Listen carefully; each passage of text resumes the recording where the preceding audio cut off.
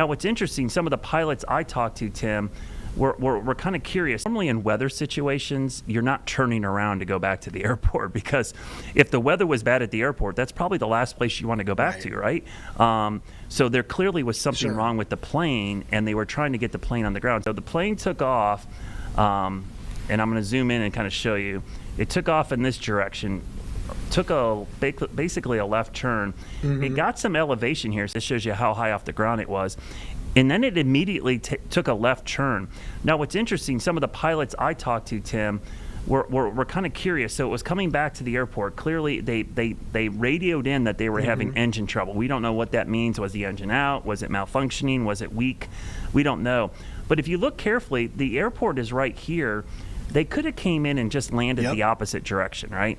So some of the pilot friends I have had said, why didn't they just land right there? Why did they circle around at a much lower altitude, by the way, come in?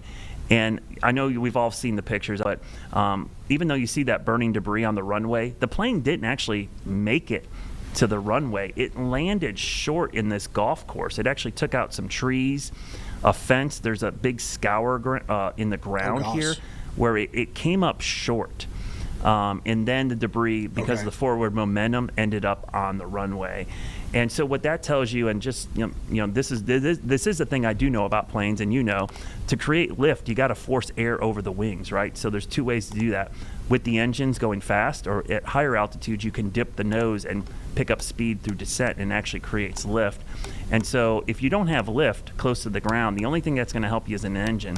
And if you only have one engine, then that's where you run into some issues. So I guess the leading theory is they had some type of engine power issue. They clearly did not have enough lift to make it all the way to the runway.